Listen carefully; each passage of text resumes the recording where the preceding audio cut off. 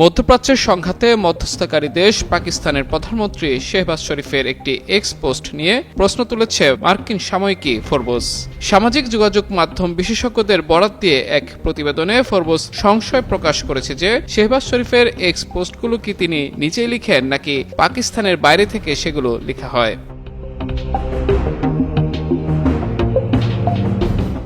ট্রাম্পের ইরানকে নিশ্চিহ্ন করে দেওয়ার হুমকির পর সামাজিক মাধ্যম এক্সে প্রেসিডেন্ট ট্রাম্পের উদ্দেশ্যে এক পোস্টে পাকিস্তানের প্রধানমন্ত্রী শেহবাজ শরীফ লিখেন, মধ্যপ্রাচ্যে চলমান যুদ্ধের শান্তিপূর্ণ সমাধানের জন্য কূটনৈতিক প্রচেষ্টা অত্যন্ত দৃঢ় ও শক্তিশালীভাবে অগ্রসর হচ্ছে, যা অদূর ভবিষ্যতে একটি অর্থবহ পরিণতির দিকে নিয়ে যাওয়ার সম্ভাবনা রাখে। কূটনৈতিক তৎপরতাকে তার নিজস্ব গতিতে চলতে দেওয়ার স্বার্থে আমি প্রেসিডেন্ট ট্রাম্পকে সময়সীমা আরও 2 সপ্তাহ বাড়ানোর জন্য বিনীত অনুরোধ করছি। শেহবাজ এই বার্তা পাঠানোর কিছু সময় পরই 14 দিনের যুদ্ধবিরতির ঘোষণা করেন ডোনাল্ড ট্রাম্প।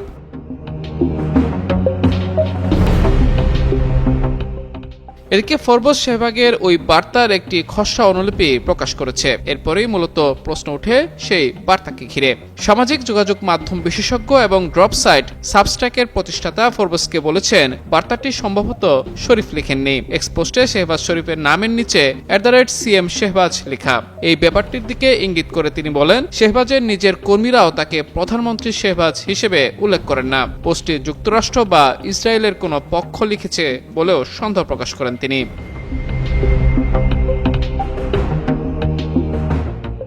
এদিকে এ বিষয়ে পাকিস্তানের প্রধানমন্ত্রীর দপ্তরের কর্মকর্তাদের সঙ্গে যোগাযোগ করেছিল ফোর্বস, কিন্তু কোনো কর্মকর্তাই এই বিষয়ে মন্তব্য করতে রাজি হননি। তবে সংকটকালীন মুহূর্তে সফল মধ্যস্থতা ও সাহসী কূটনীতির জন্য পাকিস্তানের প্রধানমন্ত্রী শেহবাজ শরীফ এবং পাকিস্তান সরকারকে বিশেষ ধন্যবাদ ও গভীর কৃতজ্ঞতা জানিয়েছেন মালয়েশিয়ার প্রধানমন্ত্রী আনোয়ার ইব্রাহিম। একই সঙ্গে তিনি ফিলিস্তিনি জনগণের উপর চলমান নিষ্ঠুরতা ও উচ্ছেদ অভিযান বন্ধের উপর গুরুত্বারোপ করেন। বলেন, গাজা সহ ফিলিস্তিনের নিপীড়িত জনগণের অধিকার রক্ষা এবং সেখানে চলমান পরিস্থিতির স্থায়ী অবসান নিশ্চিত করা সংশ্লিষ্ট পক্ষগুলোর প্রধান দায়িত্ব।